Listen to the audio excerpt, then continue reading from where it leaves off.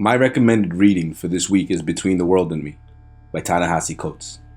This is a story of one man talking to his son and how his pain relates to all of us, black in reality and to the white dreamer. I was humbled by this book in every way.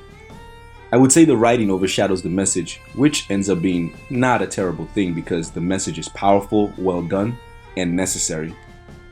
It is executed with humanity, passion, and precision, a testament to the quality of the body of work. Coates does a wonderful job of personifying black suffering in America with his constant use of the body. We must protect the body, he seems to always repeat. My body is mine and has been made to suffer through no fault of my own. He won't let you forget. He forces you to be aware of you, removing the separation between literary rhetoric and violence. Because when we discuss slavery, we do not discuss a part of history. We talk of that body that enjoyed the feel of sunlight. That body that grew hungry like you and me. The one with hopes and dreams, lashed daily for profit and a white democracy. Coates connects all the black bodies of then and now, unshackling them from forgotten pages in books. We become real. The past marching with the present. I was taken by the beauty of the text. Coates' method is breathtaking. You are in awe. The book is alive with the essence of which it speaks. Coates' use of metaphor is rich and proof that there is such a thing as the Africana diaspora. In reading, you are hooked by a style that is undeniable and completely unique to a people's experience and a writer's magical delivery. At the end, I was excited that it was written and happy that we have people out there that can tell our story perfectly. Quite honestly, I wanted my struggle for black identity to be a more private matter, sort of a side project. My plan was to recommend only books that help people follow their dreams.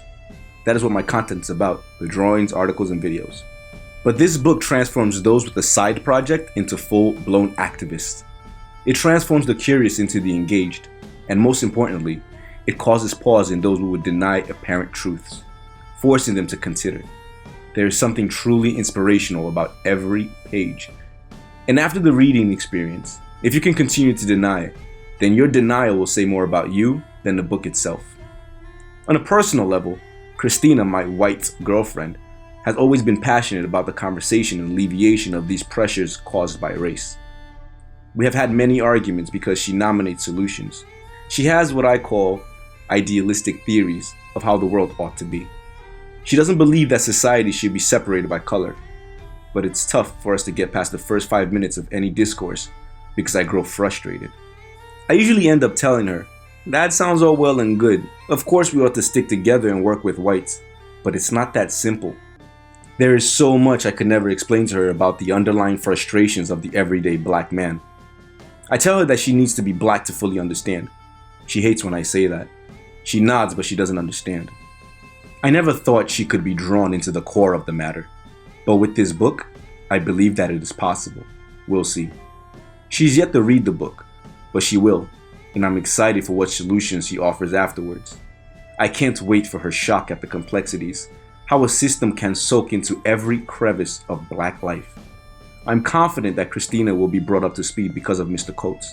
This book expresses so many issues that once seemed inexplicable. The black bond. Coates does our illusions no favors. He exposes the deeper meanings underpinning the mantras that guide us through the night of the black experience. He creeps up on you because he unhinges those safe edicts you once thought were bolted by good intentions of guidance. For example, he says, us blacks have to work twice as hard to get the same as a white person. And I shrug, yes, I already knew that. I lived that. Coates then explains, that means black people get half of what they deserve. Simple. And boom, you are unsettled.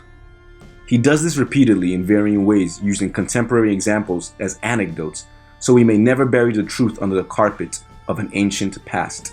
It's still right here. But I do have a hang-up over the book. I never felt a sense of hope. I could not find that release that most books would offer. It is clear they are the problem, and everything they have done. And believe me, Coates does not leave the they of his text as an esoteric element of society. He is specific and thorough. They end up being everyone that is not of the black experience, even those who claim to fight for the cause while benefiting from white privilege. They still walk around and enjoy life of manufactured superiority, free to take up the gentrified sidewalks of Brooklyn. Whether they accept it or not, the black experience is another galaxy for those who aren't confounded to it at birth. So where does this leave my girlfriend? Where does she fit in all this? She would give it all up. Every advantage. I know it. I have seen it. She has faith in people. Still, she makes a choice. And I have none. There are too many days. The book hones too closely on the battered tree in the forest and misses the forest entirely. But no one could dare ask for otherwise, because this was a story that needed to be told. I found the book to be a bit dangerous in its potential to create division, in its eloquence and persuasion. I could see how an us versus them mentality could be steeled, subconsciously and consciously. It almost seems that they, the white dreamers, have historically and systematically been the enemy and oppressor. And they always will be. At least it lingers as so. Admittedly, I am left a bit unclear on where Coates stands on a resolution. Is there an inclusive remedy? Because I will not be a part of an exclusive cause. Coates clearly believes there's a battle to be fought, but at times, I feel as though he leaves his troops without a strategy. Which again does not take away from his work, because Coates leaves us this book, and therefore a responsibility to think and to do. He tells it as it is and leaves you to deal with reality. Welcome to the bottom of the well. Try to breathe. His role may have been sufficiently fulfilled just in the perfect encapsulation of everything I could never say to Christina. Every sentence in this book packs a sort of gravity that pulls you from comfort back to the muck of the earth. You don't achieve this level of detail and connection without an intelligent commitment and a fermenting frustration. Overall, I recommend the book. It changed something thoroughly in me. Between the World and Me feels like the second chapter of my story of identity, which began with the Malcolm X autobiography 5 years ago. It took that long for me to find another work of literature that could give me such pride. And now I'm figuring out my role. There's so much to read. Examine the world you live in, as Coates has done. The only thing unique about Mr. Coates is his level of curiosity in time of practice. You are just as capable and as wise, if you try. Your experience is just as valuable and interesting. Through your observations, we can solve this. I deeply feel this, and I urge you to think of togetherness between blacks and whites as well. But we need your effort so we can figure this shit out. I leave you with the opening of the book, an excerpt of it, Between the World and Me, by Ta-Nehisi Coates. Do not speak to me of martyrdom, of men who died to be remembered on some perished day. I don't believe in dying, though I too shall die, and violets like castanets will echo me. Sonia Sanchez.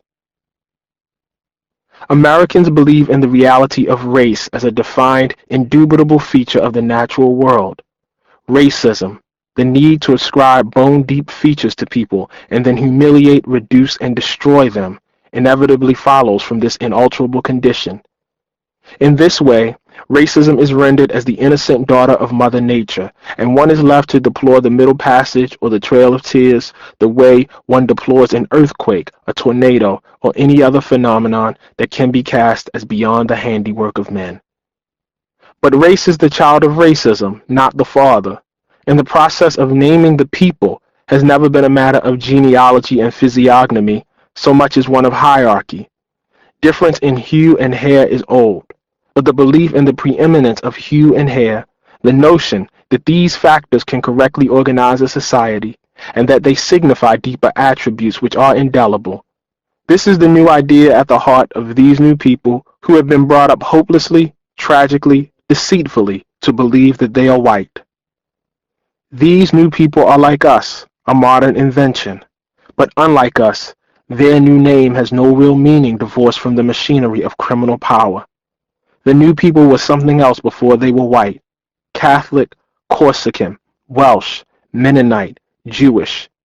And if all our national hopes have any fulfillment, then they will have to be something else again.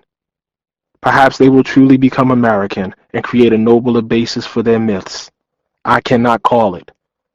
As for now, it must be said that the process of washing the disparate tribes white The elevation of the belief in being white was not achieved through wine tastings and ice cream socials, but rather through the pillaging of life, liberty, labor, and land, through the flaying of backs, the chaining of limbs, the strangling of dissidents, the destruction of families, the rape of mothers, the sale of children, and various other acts meant first and foremost to deny you and me the right to secure and govern our own bodies. The new people are not original in this. Perhaps there has been at some point in history some great power whose elevation was exempt from the violent exploitation of other human bodies. If there has been, I have yet to discover it. But this banality of violence can never excuse America, because America makes no claim to the banal. America believes itself exceptional, the greatest and noblest nation ever to exist, a lone champion standing between the white city of democracy and the terrorists, despots, barbarians, and other enemies of civilization. One cannot at once claim to be superhuman and then plead mortal error. I propose to take our countrymen's claims of American exceptionalism seriously, which is to say, I propose subjecting our country to an exceptional moral standard. This is difficult because there exists all around us an apparatus urging us to accept American innocence at face value and not to inquire too much. And it is so easy to look away, to live with the fruits of our history, and to ignore the great evil done in all of our names.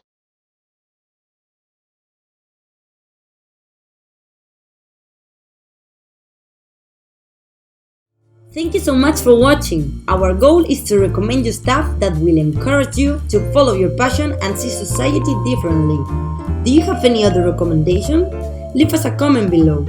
Don't forget to follow us on Twitter and Instagram. Fans of Kindness, our Facebook page, is also waiting for you. See you in the next video. Subscribe by clicking here and you won't miss the next one. Make sure you also check our blog, photography and art. Until then, be your best and spread kindness.